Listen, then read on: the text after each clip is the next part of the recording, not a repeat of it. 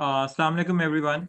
As I mentioned before, we Alhamdulillah have Sheikh Hashim with us. He will be giving a short Naseeha, about 20 minutes, on the importance of ilm. So Sheikh Hashim can introduce himself. I think it's a very long introduction, which I will mess up, I think. So you have the mic with you, inshallah. So it's picking up okay? Can everyone hear okay? Yeah. Thumbs up. Bismillahirrahmanirrahim. Everybody's hearing okay? Thumbs up. Yeah, okay. Yeah.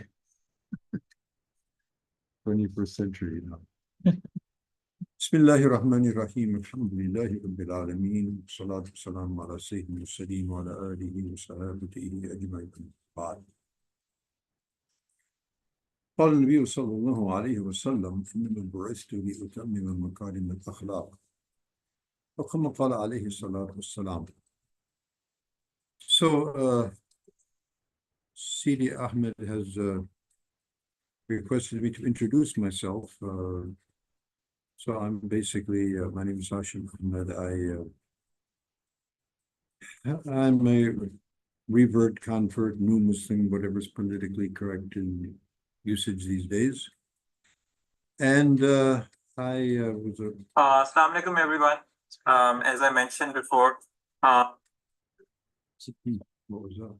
it's being broadcasted. It's being saved. Okay.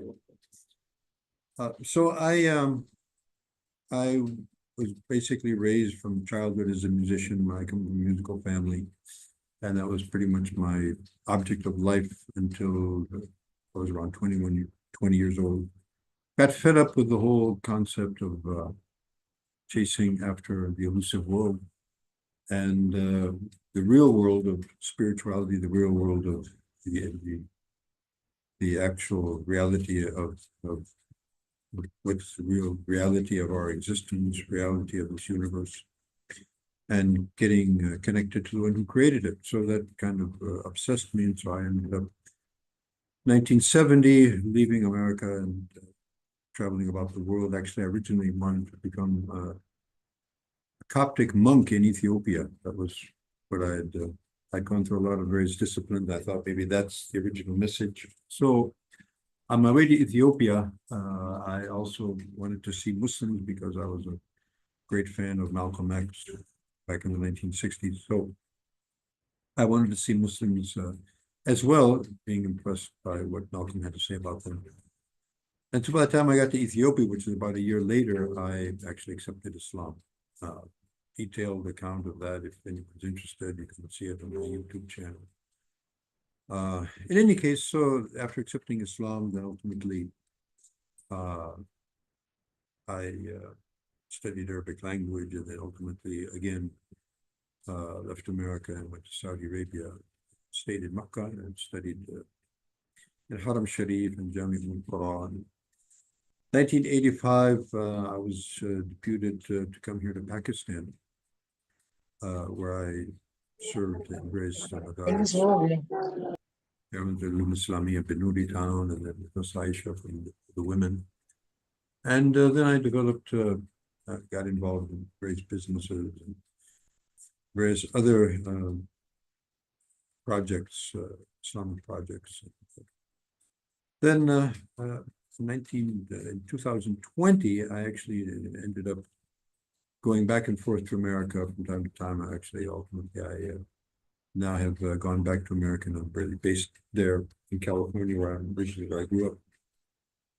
And so, by the grace of Allah subhanahu wa ta'ala, it proves that Allah subhanahu wa ta'ala kulli shay'in qadir. I mean, if you can take somebody off the streets like me and put me in this capacity, it means that he can do that for anyone. And of course, it's Allah subhanahu wa ta'ala's favor. Everything takes place by Allah subhanahu wa ta'ala's taqdeer, and whoever he likes, he chooses and selects, and it's also an examination. Now, we're talking about knowledge here, and so what's the philosophy? Today I had the session in Rifa University, and we were talking about, what's the importance of knowledge? What is Islamic knowledge? Why and how? So being that most of you are students or previous students of LUMS or other, secular-based universities. And when I say secular, I mean to say the premise or the basic philosophy behind the acquisition of knowledge. What's the purpose? So we have a very starkly different purpose as Muslims than those who, who run the various education institutions in the secular world. In my view, my lifespan, I've come to this conclusion that there's basically two camps in the world. We have a camp which is the predominant camp in the world, and that's the materialist camp. In other words, we are from material, we have been created from material, we deal with material, and success is basically measured on the amount of material, physical things that you acquire, and even the status that you acquire materially in the hearts or the minds of others. So this is basically the objective. We have another camp. There are very few in this day and age, but they're a camp that basically understands that no, there's three things that distinguish us from the previous camp. And that is, number one, we believe there's a creator of this universe. Number two, we believe that that creator has not only created the universe and created us and subjected everything in the universe to us. And why that is, I'll come to that, inshallah. But that creator has not only created us and created everything for us, he's also created a system of life that he designed for us. The designer of the universe has also designed the way of life called Islam as a way of life for us. Number two. Number three, the third premise is that after this life, which is a life of test and trial and examination, we have an accountability. We'll go on and to live a permanent life after the accountability is taken for our actions in this world. On the other hand, that the camp one doesn't believe in any of that. They don't believe in the creator. They don't believe that there's a sanctioned way of life by the creator, and they don't believe that there's any accountability for their actions. So therefore, it's basically do what you can do. As Nike says, just do it, We, on the other hand, our whole basis of life is juxtaposed to the basis of life of the other camp. So therefore, the philosophy of knowledge is also juxtaposed. Their camp is, and this is how probably most of us were raised. I'm very surprised at the syllabus that we find here in Pakistan. There's a lot of observations in Pakistan. Don't get me off on that because we lose track. But we find that, these young kids are given this really, really difficult mathematics, which maybe 1% of them would actually use that for some reason or another. And I used to object to that when I saw my children getting, subjected to this kind of punishment. It used to appear to me. And when I would ask the school, and these are Islamic schools, by the way, Mulliyan, and so why is this in the syllabus? My daughter, for example, is never going to go into this field. Why should she be, accosted with this type of learning? And so the reply would be, well, if she doesn't study this and pass this, she's not going to get to the next level. Okay, then what's the next level? Well, it's more difficult stuff. And then you get to the next level. So this goes on through middle school, high school, and it also ends up ultimately in university level. And then, okay, why do we go through all of that? Well, because we need to get a good job. Well, why do we need to get a good job? Because we need to get a lot of money. We need to get positions. That's success, right? Well, after we get all of that, then we find out that actually, and usually this happens in midlife. Carl Jung, the student of Freud. Now, Freud, probably many of you may know that Freud was an atheist. He was a very staunch critic of religion. Jung, his prized student, on the other hand, was a very religious person. And he made the statement, which is very interesting. Two statements that are very interesting that I would like to quote. One is that he basically said, I've, after 30, 40 years of practice, he said, I've people all over the world, and every person who has mental issues, I'm paraphrasing, of course, that no single one of them was able to reconcile, with himself and with his problems and deal with life until he returned to the basic teachings that the world religions came with. In other words, nobody got well unless, whatever medicine they took, whatever, therapy they went through, it didn't work unless they returned to those basics, that there's a God, there's a creator, and so forth. There's another interesting thing. I saw an interview that he did probably in the end of his life. They said, did you actually, through all this process and during this whole, process of learning, did you believe in God? He said, yes. He said, do you believe in God now? He said, I know. In other words, Yeah. believe, I mean, that sounds kind of, like I believe in something. I don't really, no, I know. There's a God, I know that. Yeah. Well, that's why, we talked about that today in Rifah. Why did Allah subhanahu wa ta'ala give us this incredible intelligence that, sets us apart from every other creation? Primarily because this intelligence is to be used to look and ponder over the creation. Therefore, we're invited to ponder over the creation, which we don't do much anymore. We're pondering over our screens. When's the last time we went out into nature? We went into the mountains, we went into the trees, we went into the sky, But Allah subhanahu wa ta'ala invites us because with this intelligence, we are supposed to become overawed by the magnificence of this creation. And therefore, istidlala, uses as a dalil, as the Arab, as the Arabi says, al-ba'ra tadullu ala al-ba'ir, wal-athar yadullu ala al-musir, وجود خلق السماوات والأرض يدل على العليم الخبير. I mean, it's pretty straightforward. My father was a staunch atheist, and that's how we were brought up. There's no God, there's no, after, growing up in the countryside and looking at the creation, there has to be. So our basis of our ilm is what? So our first premise, we have a creator. The second is that he has a system of life.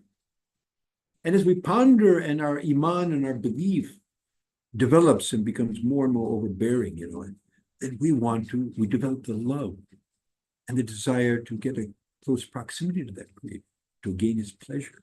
And the only way we can do that is by his obedience.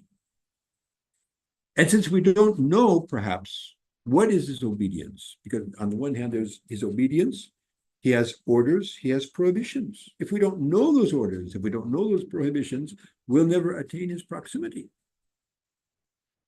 So why do we? Because we want to learn how to live that life of pleasing Allah subhanahu wa ta'ala. Learn to live a life of obedience. That requires knowledge. So when we go to the madrasa or we open up our laptop for, why am I here? And always we need to start this. And every year when we start our studies, it's been my habit, it's a habit of me or the mother we learned from Shaykh.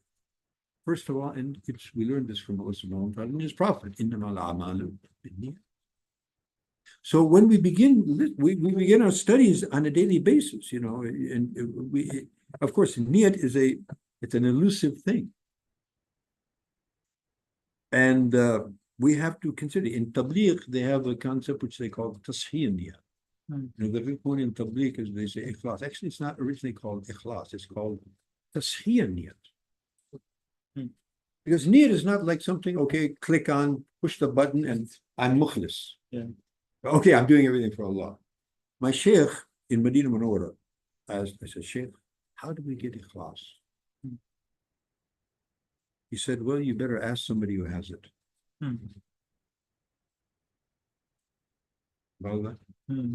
Awesome. Yeah. I mean, who can actually claim, yeah, I did solely for this place. It's riyah. It's maybe I saw some mentions that characterize it like this undercurrent that just creeps into the heart. So to live a life in the salati wa nusuki wa mahyaya wa mamati lillahi rabbil alamin. My whole existence for this, that's the ultimate. That's the ultimate goal, and that's a lifelong struggle. And so the essence of the knowledge that we're seeking is to be that, be in essence, the slave of Allah subhanahu wa ta'ala, you know. And so we're learning how to be obedient slaves. That's the intention. That's why we're studying the Arabic language. Now, if you go into any Arabic language department in any secular university, nobody's going to tell you that. Why you're studying Arabic language? It's a very amazing language. It's very scientific. It's very systematic. It's all very true. It's the language that Allah subhanahu wa ta'ala sent his last, communication to human beings with. And to the extent that we understand this language, and while we're on Arabic, because the key to this knowledge, whether it is the outward manifestation of Allah subhanahu wa ta'ala's obedience in the outward, ahkam or the fiqh masail, or the essence of Islam, which is in the heart, but it comes out in the amal or qalb, and the conditions of the heart, treating its maladies, correcting it, etc. All of this information is originally in the Arabic language, because it's the Quran, it's the Sunnah, and what the ulama. Of course, other languages of peoples who have entered Islam, there's a great value, there's a great treasure in all these languages, but Arabic. When we new Muslims, when we become Muslims, I did, and so many people in my era, when we became a Muslim, the first thing we want to do is learn the Arabic language. I remember in Ethiopia, after I became a Muslim, somebody gave me this little Quran. It was so small that you couldn't even read it.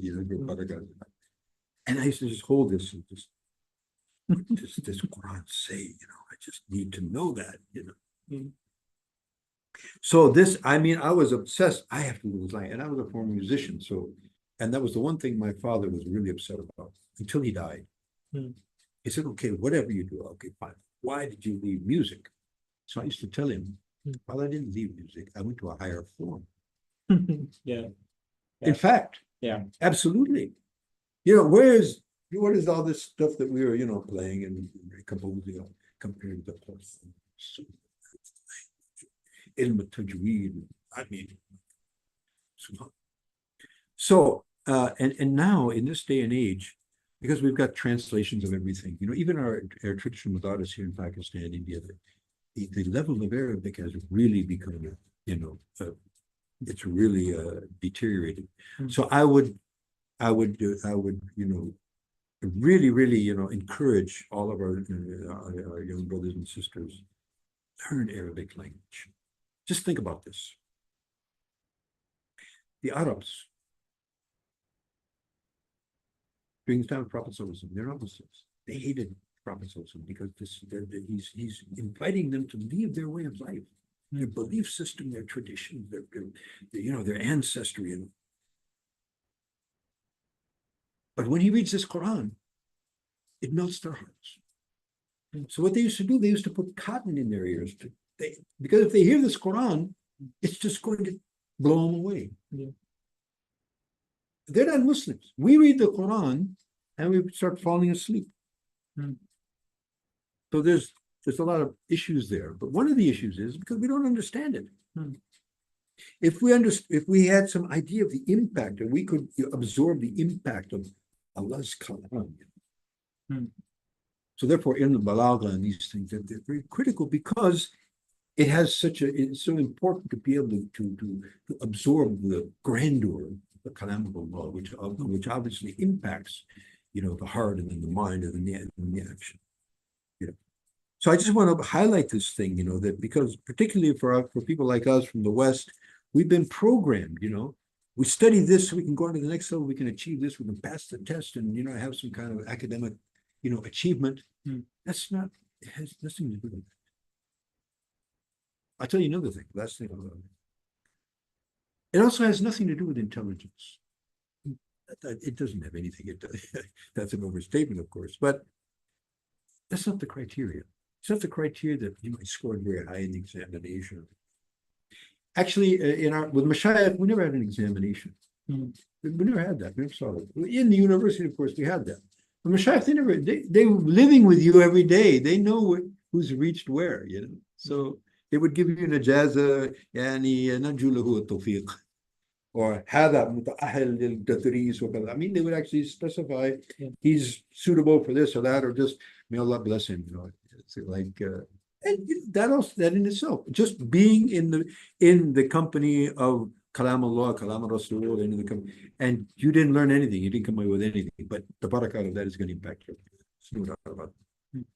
The last thing I want to say, we had in the Madrasa Aisha, which was you might have heard of that, it's very famous, one of the first premier, not only the premier, but it was the first Sunni institution for women.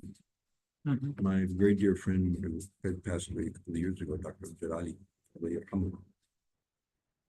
So we had, and he was very, he was educated in America, Berkeley, then he went to England. So he had this, concept of criteria. He wanted excellence, and if you weren't up to the mark, the first examination, if you didn't pass that, they had 3 examinations, traditionally. If you didn't pass the first one, you're out. Halas. Like really stringent. Huh? Okay, is that better? Okay, you want me to just? No, it's fine. Okay, so we had, so actually that was pretty tough. And now if the girl doesn't pass, and then for the whole year she'd kind of like decommission. What's she gonna do? So I think it was pretty. So I say, look at this is really going overboard. Why not just at least give them a year? So we had one girl. She was actually the daughter of one of our great ulama in Karachi. And her father was this angelic person. I mean, he didn't seem human. I mean, he was just that kind of lucky and humble. And his daughter was like that. She was also, we didn't see her, but we could feel her, that she was, I think वो वाला नहीं वो I think वो okay.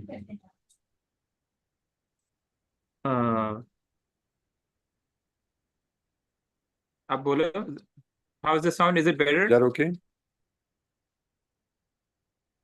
Yeah. Can we hear? We can hear. Okay. Okay. So this girl, she was really struggling. She couldn't pass in the early, first year and second year. And all the teachers were saying that, look, she's not going to make it. She just doesn't have the gray matter that's required for this. It's tough stuff. But we all knew that she was a pious girl. I mean, and we had these girls, and we meant male teachers. We never saw any of them, but you could feel, Doris, because particularly I used to have an interactive session. That's my style of teaching. So I you can feel, who's who. So I kind of pushed it. Please, let her just, just let her. Subhanallah. And I mean, really, she was like, she just wasn't, understanding anything. By the time she got to like, the final years, she studied Bukhari with me. She like top of the class. Wattaqullah wa yu'allimukum Allah. And this is something we have to understand. It's not by your intelligence, There was another fellow, the opposite. There was a very well-known family, very good friends of mine in India, in Bombay. And they're all very close to Maulana Zakaria and kind of Shaykh al-Hadith. They're big in Tabligh and Tasawwuf circles and all that. And this particular family, all those sons, they were just geniuses, and they're off in business and this and that. So the one son, the youngest of them, he was a student in Saharanpur, and he was brilliant. I mean, the guy was a genius. And what he would do was, he wouldn't attend class a lot of the time, but he had a circle. We used to have this thing, in a halakat taqreer, where one student would have a taqreer of the dars, the Sadik dars. So he wouldn't even attend the dars, and then he would have a taqreer with the other students, and the students would say, wow, his taqreer is better than the ustad, Now this information reached Maulana Zakaria. Now, of course, you never saw Maulana Zakaria, but even one of those people that came out of the sky, we don't think he was born on the earth. So Maulana heard about this. He said, okay, get him out of the madrasa today. Oh, really? He's out. That's it. Now, we would say, wow, what a genius. Hey, come on, let's get him, this guy's dangerous. He's not attending class, and then he's holding his own thing, and this guy, dangerous. He might come up with some new dean or something, Yeah. And actually, and then he realized the folly fortunately, but Mullah Zakaria didn't let him back. Achha. So we never think, we have a saying in Arabic, إِن لَمْ يَكُنْ لِلْمَرْءِ عَوْنًا مِنَ اللَّهِ أَوَّلُ مَا يَجْنِي عَلَيْهِ اجْتِهَادُهُ. Mhm. إِن لَمْ يَكُنْ لِلْمَرْءِ عَوْنًا مِنَ اللَّهِ. If someone doesn't have the help and the protection of Allah subhanahu wa ta'ala, the first thing that's going to destroy him is his own ijtihad. Mhm. I think, well, my opinion, my 2 cents, very, very dangerous, So we're all the slaves of Allah subhanahu wa ta'ala. We're trying to learn how to be the acceptable slaves of Allah, which can only be through his deen. So we're here to learn deen. It's not about how, brilliantly we achieve academically and all of that. What the real takeaway and the real objective is that we want to get close to Allah subhanahu wa ta'ala. We can't do that except through his obedience. We can't be obedient unless we know how to do it. So may Allah subhanahu wa ta'ala give me and all of you and all the students of ilm throughout the world, so in the ummah of Muhammad sallallahu alaihi wasallam, the tawfiq to become real talabat al-ilm. Does anyone have any questions? They can write in the chat or unmute. So at most 3 questions we'll entertain, inshallah. And with the disclaimer that I may not have answers for any of you, but you're free to ask whatever you like. So you guys can write in the chat or unmute and ask.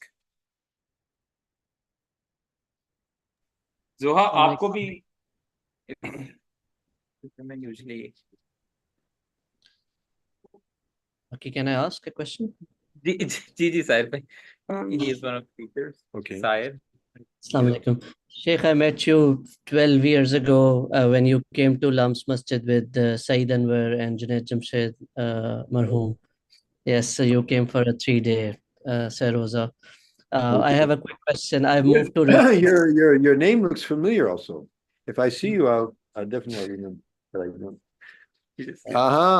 Okay, yeah. Wonderful. So I moved to Riyadh last year. I just wanted to ask you, you mentioned your Shaykh in Medina Munawwara. Is it possible to get his name, and is it possible to meet him? Possible? Yeah, it's not classified information. That's Sheikh Saeed Ahmed. Sheikh Saeed Ahmed. And how can I reach out to him if I when you get to Jannah, inshallah. He's buried in Baqiyah. Okay. So he was a Pakistan. Huh? Pakistan. He was actually Sheikh Saeed was one of the early companions of Maulana Muhammad Ilyas. And Maulana Ilyas sent him to Hijaz in the 1940s. Oh, really? And he was so King Abdulaziz, the founder, really liked him and wrote a personal letter of recommendation to him. And he was a Saudi citizen. Ultimately, he was stripped of his Saudi citizenship, put in jail many times for the great crime of ungovernment sanctioned dawat ilallah. Oh, really? Oh, yeah. I also accompanied a number of us who rounded up. So ultimately, after many stints in jail, they stripped him of his Saudi citizenship. And when that happened, I happened to be in Raiwind, actually. I was out in Jamaat. So when I came back to the Markaz, so Sheikh Saeed was sitting there, and Maulana Ihsan's used to have a little place. Raiwind was a very small place in those days.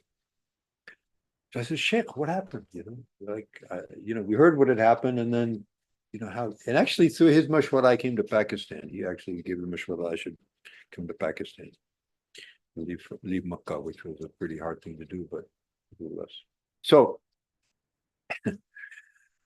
So when I said that, I said, you know what? So he said, well, I guess I'm not, of that status to stay in the holy city of the Prophet sallallahu alaihi wasallam. Can you imagine that? Yeah. I mean, if anybody asks me, if you met anybody that, it's kind of, it resembles the Prophet sallallahu alaihi wasallam in his character. So yeah, there's 2 people. Both have passed away. One is Sheikh Saeed, and another was Sheikh Abdul Majid Zindani, who recently passed away in Yemen. But anyway, this is how they were, very humble and down to earth. Yeah. Yeah, I can go on about him.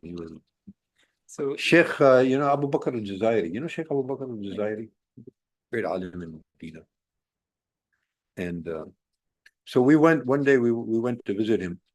I remember it was from Masjid Noor, and we said, Sheikh Abu Bakr, the Sheikh Said sent you salam. Mhm. So Sheikh Abu, I remember his words exactly. He says, Wa alaykum as-salam wa rahmatullahi wa barakatuh. Sheikh Said هذا آية من آيات الله.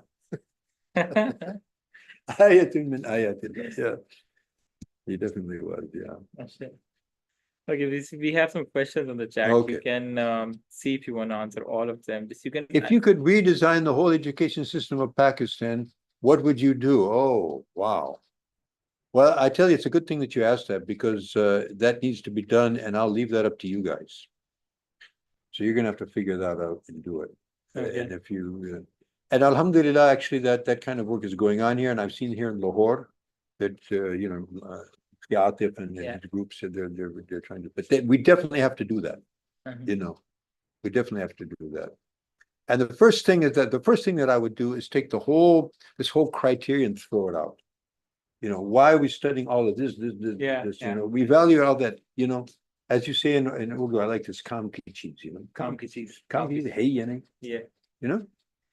but there's a lot that we can talk about there yeah, it needs to be revamped. And we have to start from the whole basis, the whole objective, and the resources. All those resources were prepared by our enemies just to keep us as gulams, their gulams, so, you're all more well aware than I am, but you know that the whole particularly in the subcontinent, the education system of the subcontinent, that was designed by the British to make clerks for the British Raj. In other words, you don't get too smart and, you just learn how to act as functionaries to serve us. Yeah. And that's still the way it is. And it used to be the British Raj, and now it's the corporate world. Yeah. The more sophisticated forms, how to be a gear in that machine. So, to bring about, to change the whole philosophy of it. That's why, we're focused on that just now. And wherever I go, that's what I try. Well, I think the first thing we have to do is change the whole basis, the whole reason, the whole objective behind the whole thing, and then take the whole thing and restructure it. And we have the model already. The universities of Spain. That's the model. That's the ultimate model. Everything, ilm and nafia, whatever ilm is nafia by whatever means, it should be offered. But from our perspective, you all studied algebra. Let me give you an example real quick. You studied algebra, right? You had to. They did Alumni grade. algebra also. When did you study algebra? Back in Dallas, I think. And then A levels, O levels. Okay. Yeah. Maybe the ninth grade when we were kids in high school, yeah. ninth grade. Personally, I was a musician, so when they said X, Y, Z, I said, look, that's ridiculous. I have no use for that. I refused it. I got straight Fs. Actually, I ended up dropping out of high school and I went on the road as a musician. So that's another story. But we're going to do a little exercise. Okay, try and think of the first day. I'm doing this exercise with CD Ahmed here. The first day of algebra class, your first day in algebra class. Can you picture that day? Yeah, variable X, Y. Did the teacher explain to you why you're learning this? No. Like To this day, I tell look, not only Pakistan, America, anywhere in the world. I've been asking this question for years. Tell me something. Why are you studying this? No, if you don't, you're not going to get to the next level. Yeah. If you don't pass this, you don't get to the next level. So what? This knowledge, algebra, it's actually al-Jabr, right? And who's the compiler of that? Al-Khwarizmi. He was from Uzbekistan. We went to Uzbekistan. We went with Asif and Iman. We went there. We saw the madrasa he used to teach.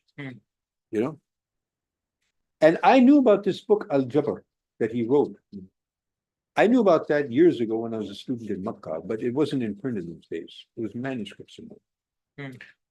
So a few years ago, well, quite about a decade ago, I was in a friend of mine's house in San Francisco, another scholar, and we were talking. The subject of this book came up. He said, "I have the book." I said, "Show me." SubhanAllah, I've been hearing this for decades, And he actually, it's a print now in Al-Jabr. Hmm. And how does this book start out? Bismillahirrahmanirrahim. Alhamdulillahi Rabbil Alameen. Fana'Allah, salat ala nabi alayhi salatu. Yeah. All of these sciences were developed by ulama. All those scientists that they quote, and they were ulama. They were ulama. And they happened to also have, they were specialists in these particular fields.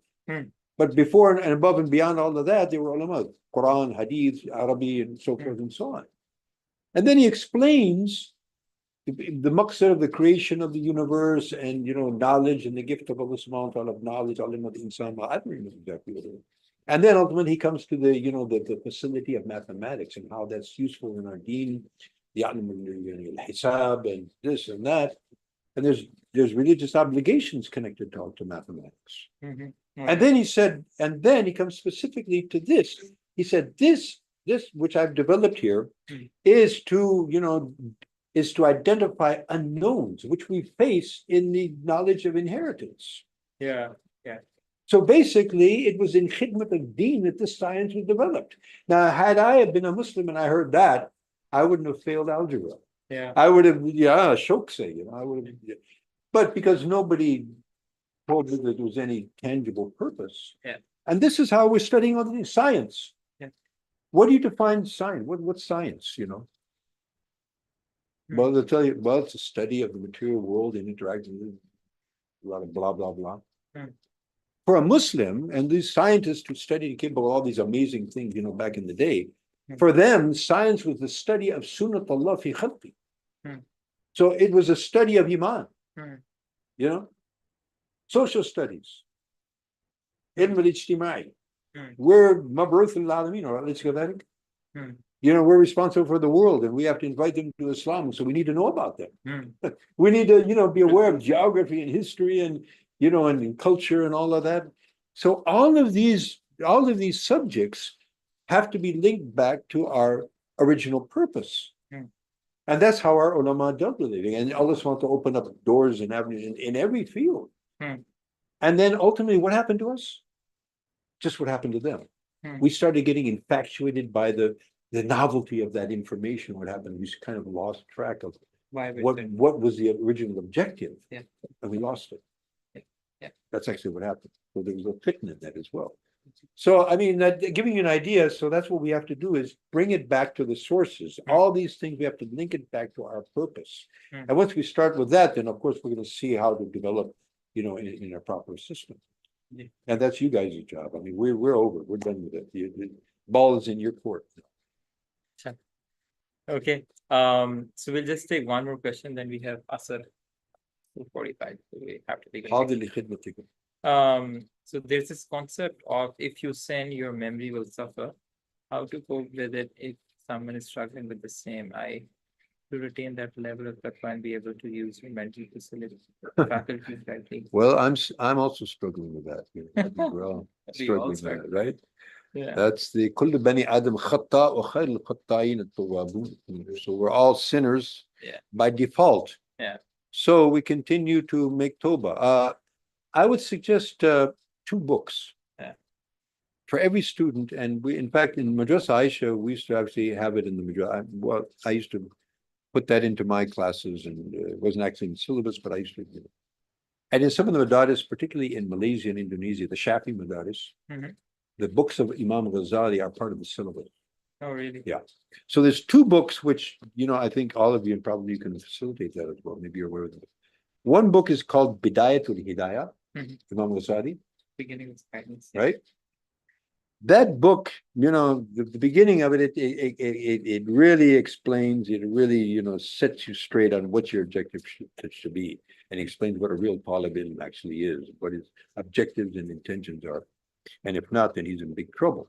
And then it goes on to explain a whole minhaj of how to live our life and abstain from sin, as you're asking here, with so many other things. So if you'll refer to that book and make that part of your dars, and part of your mutala, whether you're studying with saying or just read it yourselves, it's quite straightforward. Wonderful book, and it's a pamphlet, a kind of a guide for your life. The second is Minhaj al-Abidin, which is the last work of Al-Ghazali, and it's his the summary of his life's work. And it's also a very straightforward book. And it explains, how to live the life of a slave and going through the aqabat, these 7 aqabat, like the mountain passes and the difficult terrain that you're going to have to pass through and how to deal with that. And among them, a wonderful chapter on Tawbah. The difficulties and, like most of us, we get up and we get knocked down again. And how do you keep going and how do you deal with that? So I would highly recommend both of those books, particularly in this context, Minhaj al-Abidin, which is the second aqaba. And in the context that we're talking about, the first aqaba is ilm, and how he talks about ilm and what ilm is, what's our objective and what's the awliyat of ilm, etc. And then second aqaba is Tawbah. And this is extremely useful. I've been a student of this book for the past 40 years. And every time I open it, I realize that I'm just starting. It's that powerful. But it's a very straightforward, easy language. And may Allah subhanahu wa ta'ala give us all tawfiq. Hope that helps. Jazakallah, everyone. Thank you for listening. Dua kiyega hum sabke, inshallah. My pleasure. My pleasure.